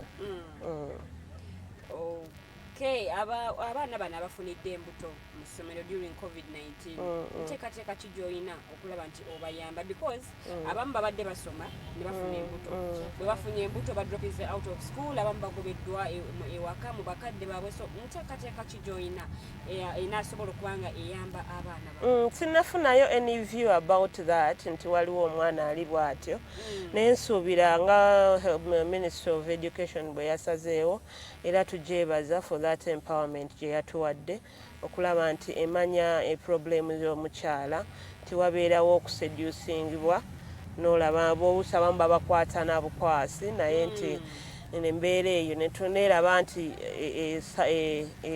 etukkiriza oba ekkiriza omwana omuwala okubanga ewulirira embeera naye bwe tunaaba tufunyeeyo yenna omwana akifunye tujja kulaba ngeri we tumuyinza okumuyamba.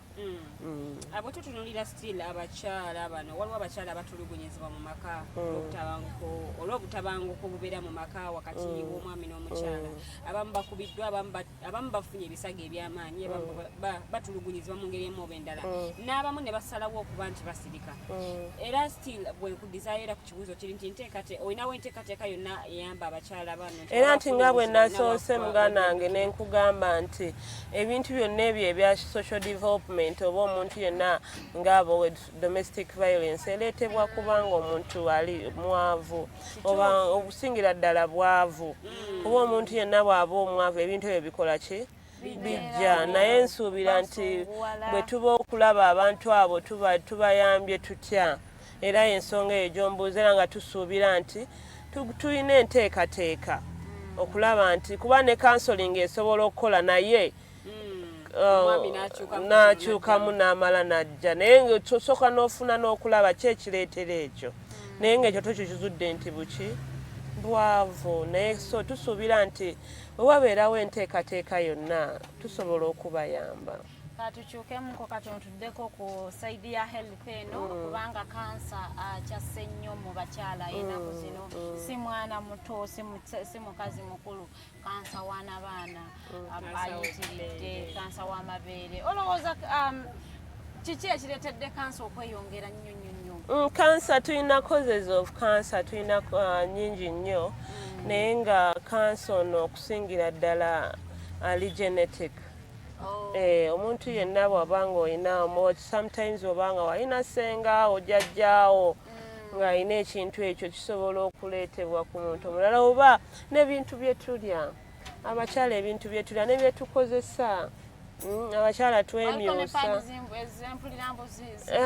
that one I'm not certain naye nga ekisinga abakyala twagadde nnyo okwenyiriza twagadde okumyuka twagadde so nga ate bwe tuba tusiiga ne ku mabeere nojja then ate yannabaana yo omuntu yenna kasita aba nga alina abasajja nga bangi multiple sex patterns bawo kimuleetera okukola ki okufuna kansa wannabaana naye ng'ate kisobola okuziyizibwa kubanga kansa oyo bw'oba omwanguyidde ddala owannabaana kubanga ocekinga nomala 18 years n'oddayo okucekingibwa naye lwakuba nti yes n'ogenda n'okola ki abantu batya okugenda kucekinga kansa oyo mbukaluma naddala kansa w'anabaana oyo tekalina bulumi bwonna bw'obanga osobola okuzaala omwana ateeka akantu katono nedda Farida kankubulire akantu kali engeri we bakakola anyway tewali kintu tewali tebagenda kukuuta nga bwe bakuuta kyangwe no bayisaako na cotton imagine it is a cotton kihiritatingamu naye era obanga olina kyoyagala osinga olwala kansa you don't know what they call cancer. Cancer kintu kiruma.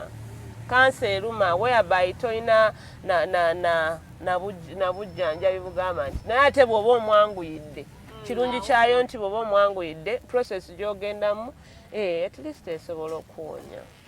Omuntu bw'aba alwadde kansa w'anabaana mbu only chuwa kujjamu n'abaana nedda anti ekyabantu mentality gye balina naye bw'oba nkugambye omwanguyidde bakolako n'okola ki n'otereera n'owona okuggyako ng'agenze mu stages bw'aba avudde mu stage ekolebwako n'owona. Yes, so bw'oba first stage oba tukulinze tuba tukuwa palliative care. Eyo obeerewo pain eyo oleme kuwulira pain no counseling mukaka mukama bwakola bwakujjulula. Naye zino cancer screens ewuwako owuzikola?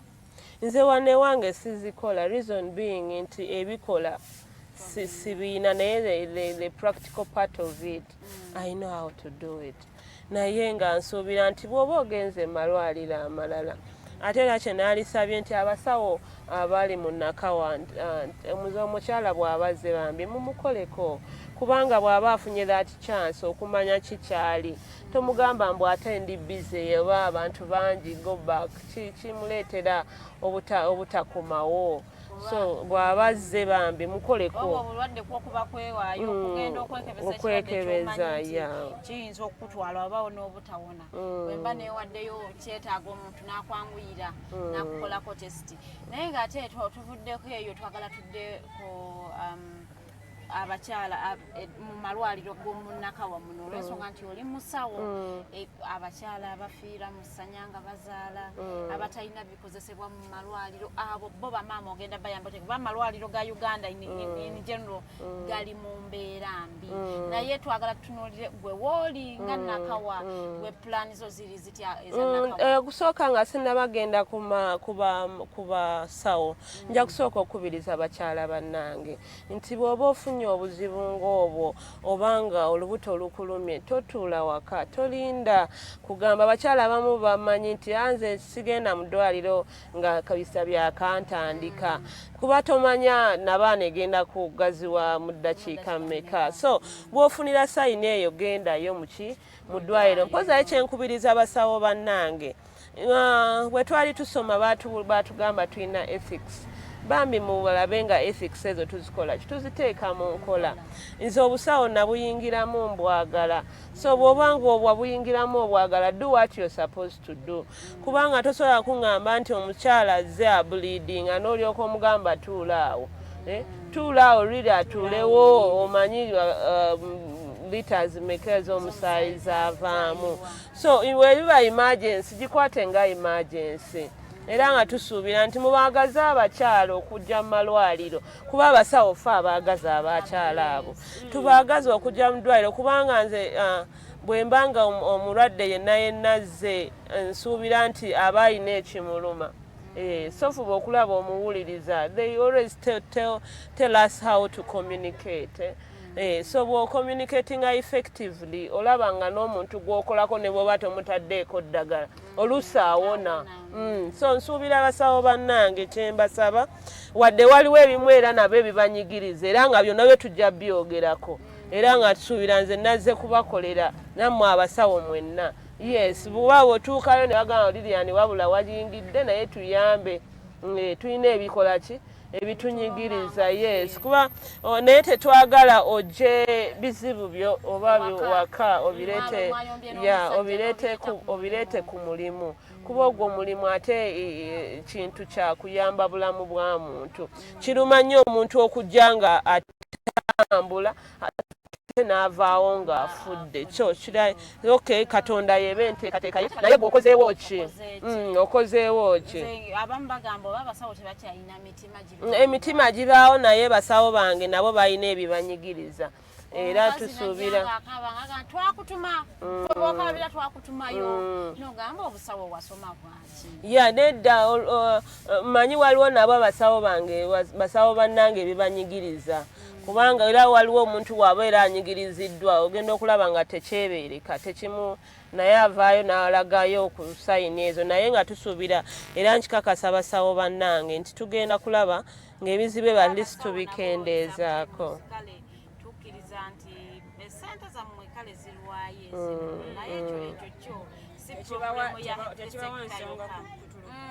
I remember mama wange ng'agudde ku accident nali wali eri Jinja hospital oyo mwami oyo namusuubiza nja mwogera buli we tuleeta ensonga y'abasawo abalagajjalira abalwadde lwakuba nayamba nesuubiza neŋŋamba mukama katonda nyamba saatulanga linnya lye wonna we mbandi naye namusuubiza okumuweeranga reference mama wange yali bubi nnyo ssaawa 7 gw'ekiro ng'ali mu office agamba bali ku strike takwata ku mulwadde yonna obudde abasawo be bastrikingire obutabasasula agamba bali ku strike sigenda kwata ku mulwadde naye like ki ekikulese mu office oba toyagala kola wali baddeyo saawa 7 gwa kiro ng'ali mu ddwaliro naye ng'agannye okola ku mulwadde kati olw'ensonga nali smartphone n'omulikodinga kati bwe namulikodinga ne mugamba nze ngenda kuyisa mu mawulire n'aswala era kye yakola yajja n'akuba mama wange n'amuteekako drip naye nga episo tagiyisizza mu nsiwa dati dokita nasuubiza obutamwogera linnya naye bwe mwogerako mpulira obusungu yafuna obuzibu lwaka nti omu ku batabanyi be mwanyinange yali yasoma obusawo yatuuka after 30 minutes ng'omukono gutandise okuzimba nga tetumanyi kigenda mu maaso ffe tulaba omuntu azimba naye nga tetumanyi naye ng'ate yakoko drip olw'obusungu nti musuubiza ngenda mumuyisa mu mawulire empiso n'atagiyisa mu busiwa n'agiteeka mu nnyama kati ng'oli akaaba bulumi tetumanyi obulumi bwakaaba bwa accident kumbe obulumi bwono amuteeseko drip n'atagiyisa mu busiwa so abasawo ffe tubasaba bw'oba togenda kukola sigala ewuwo gamba oli strike likolera ewaka I am not reporting for waka mpaka emunasasula omusaala naye omuntu bw'aba azze mu ddwaliro bannange tetubateekako attitude tetubakuba bizibu tulina omusawo Nakakande tuli mu ssaawa zaffe ezisemba dakiika zaffe ezisemba so tugenda kubasaba abali ku Facebook emba mulina comment muzanguye tunatera okusimbula tuli mbuya ndowooza gye tugenda okulya akatogo aka breakfast tukalya mbuya leero so tunoyanoonya restaurant kale etusaana wetunaalya breakfast so abali ku Facebook mwangweko comments zammwe njagala nzisome ng'obudde ate tebunnatuyitako nnyo musawo njagala otuweeyo obugambo ng'omusawo mu kiti kyo nga tetutonda yogeranga politician twagala otuweeyo obugambo 2-3 eri omwana omuwala neyanza omwana omuwala banange mbasaba nti ensi eno si nnyangu naye ensi eno ate nnyangu nnyo bw'oba ng'ogoberedde by'olina okukola omwana omuwala you're an example to this world omwana omuwala yegwe awanirira eggwanga lino anyway for that case abawala abamu abatakimanyi fe awawanirira eggwanga kubanga eddoboozi ly'omukyala liwulikika eddoboozi ly'omukyala litegeerekeka so abaana abawala omugole ali ku kamera okawulidde bulungi so bakakasa nti bwe mubanga mugoberedde bye mulina okugoberera nga gw'omwana omuwala ojja kubanga ensi eno gitambuddemu bulungi ate ejja nakufuukira nnyangu nnyo kubanga nze nakula bagamba ensi si nnyangu naye ensi si nnyangu nga nawe weetuddeko so nsuubira nti we tuneetuulako ensi tejja kuba nnyangu era nga mbakakasa nti musawo Nakakande Lilian ajja kwongera okuboogerera ng'oli omukyala era ng'ayagaliza omukyala yenna ebirungi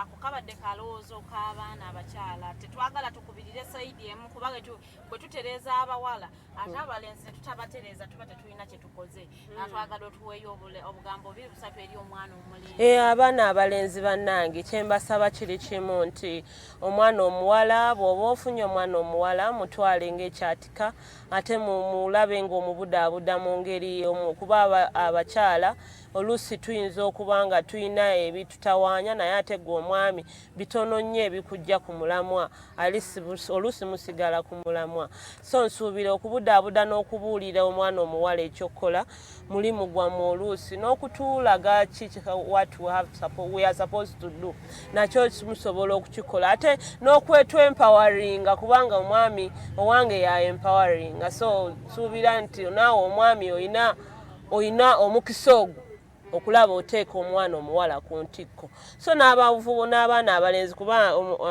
natuukako mu meeting y'essomero nga omwana wange asomera Namiryango naye nga bagamba nti tugulumiza abaana abawala naye abalenzi abagenda okwagala abaana abammwe tebabeere bahuliganizi.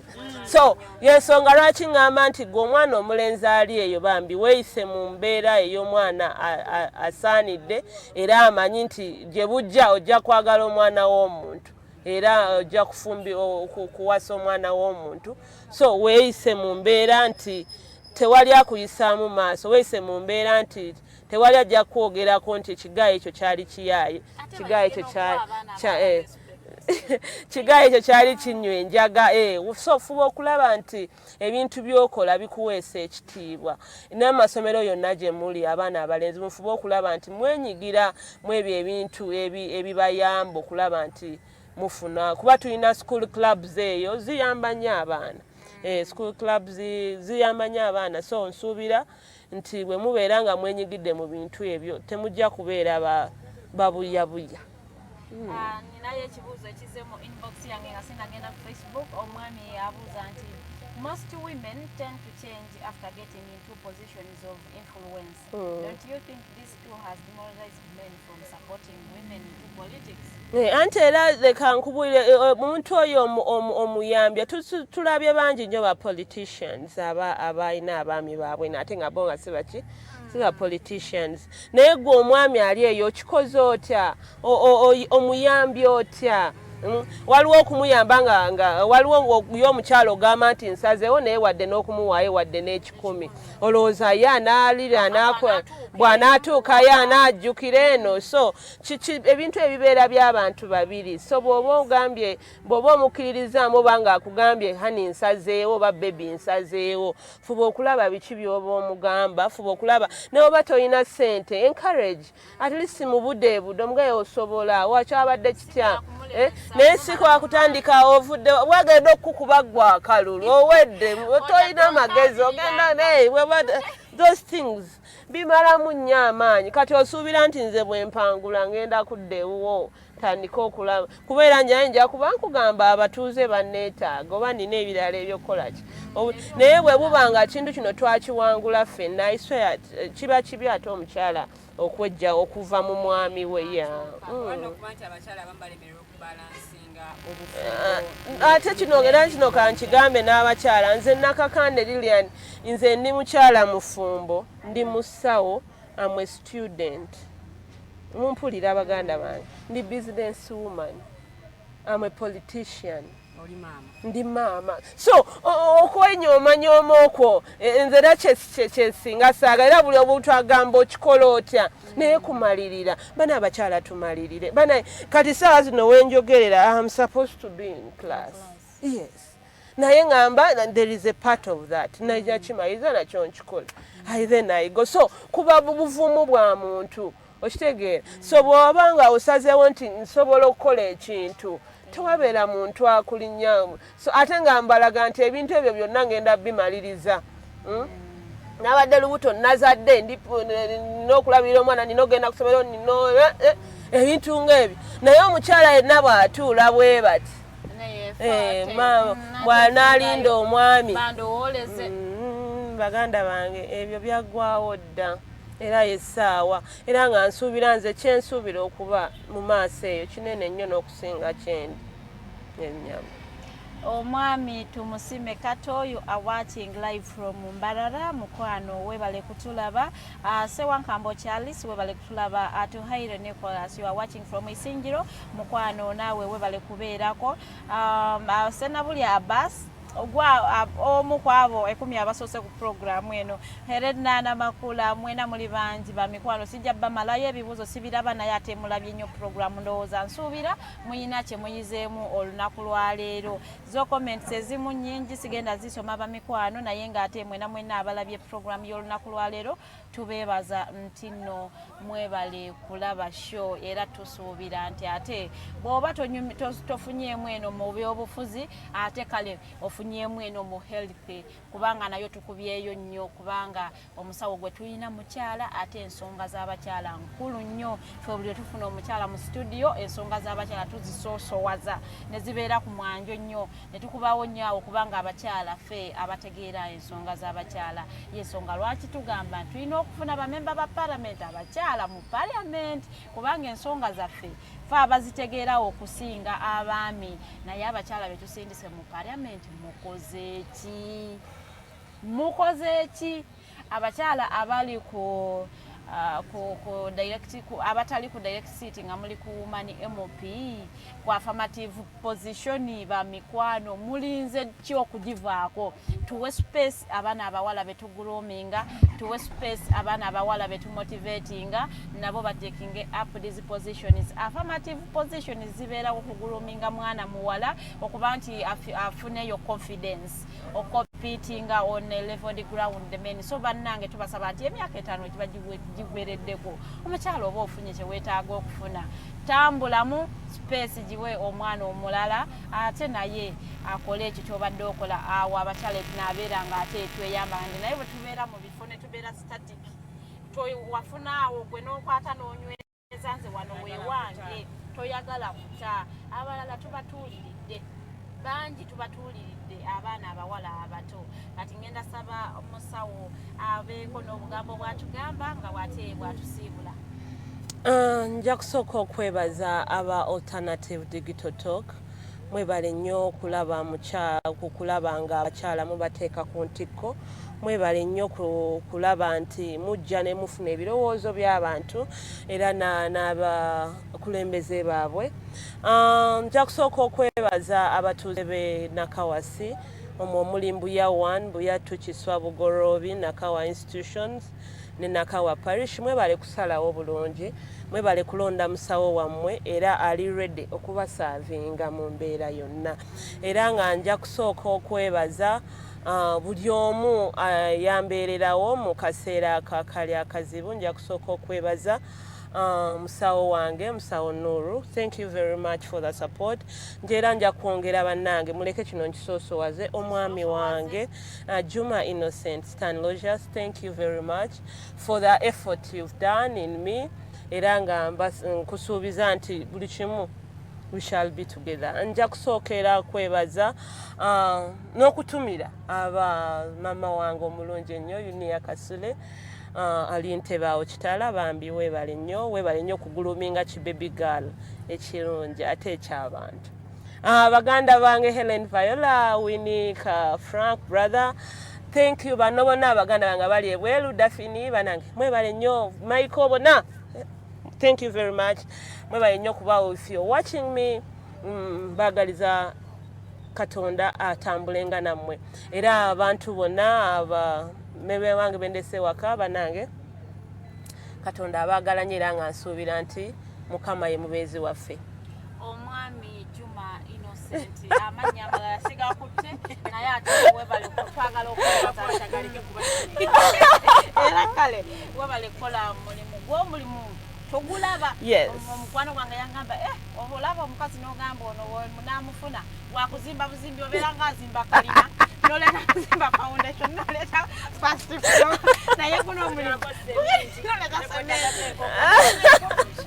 noleta kalangi ate weather coat bwabeera nga ozimba buzimbi obeera nga azimba kalina naye omulimu musawo omwami Juma Innocent tukwebaza tukuwa omulimu tugulabye abatulabye olunaku lwaleero ku Facebook babikwano mwebale kutulaba nkoze ne Mumbejja Lilian Luwede Farida Bikobere is my name control room nkoze n'omwami mukose Arnold Anthony ate Jeremiah Mukibi akoze emirimu miyitirivu ye director ye driver ye cameraman so hatu mwebale kukola munange timu yona gye nkoze nayo bamikwano mwebale kukola ate kensuso tujja kwebaza idi waffe ateekamu akasente okulaba nti tubeera ku kkubo buli lunaku omwami tumuhimbi Senoman tiwebali munange naawe kututeekamu ssente okulaba nti ate tutuuka ku bantu ne tufuna endowooza zaabwe naffe ate ne tubeerako tetuzimba eggwanga wano tetusukkawo naye twagala obbakubiriza tugenda mu weekend ebbaala zikyali nzigale temugenda mu bbaala ati babakwate mujja kwesanga kitalya mugambe ate gavumenti etukwata naye ng'ate bbaala baazigala tebannazigula genda ogula omwenge gwo mu supermarket kunywera ewaka it tastes the same by the way it tastes the same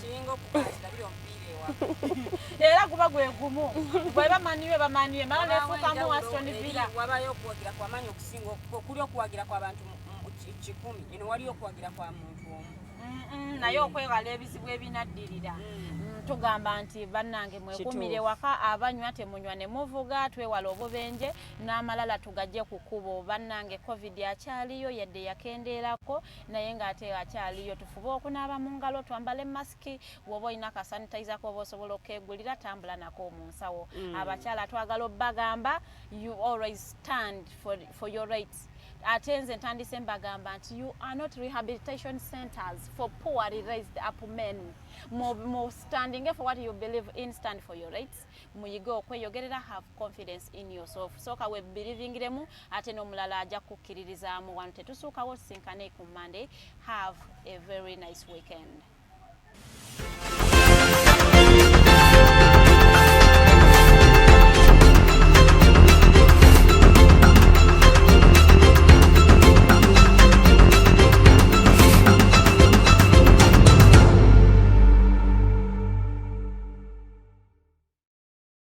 Have you read a book that makes you want to shout the title from a rooftop? If you haven't, then here is that book, The Evolution of Constitutional Law, Public Law and Government by retired Justice Professor George Wilson Kanyehamba. Renowned Kenyan jurist and panelist Professor P.L. Olumumba and many other amazing speakers will grace the event. Do not miss the book launch on March 26th, 2021, 2 p.m. at Imperial Royal Hotel. The ticket comes with a book, all this at just 200,000 shillings. Call 0702 9000 76 or 0783 04 7785 to get the book or follow up on the launch. This event is organized by Alternative Digitalk in partnership with retired Justice Professor George Wilson Kanyehamba. Have you held a peaceful demonstration by holding a placard or won a shot communicating about injustices? Is it a speech about rights? Are they for women, children, youths, people with disabilities, elderly, environmental or lands? Do you know you're a human rights defender?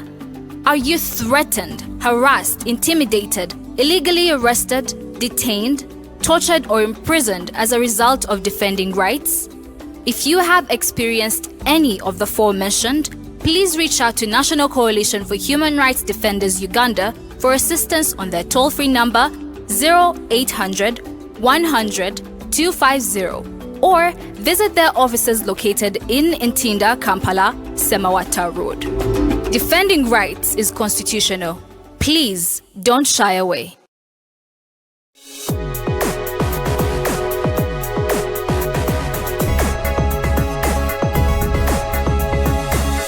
The Alternative Dig Talk. Real issues, real talk.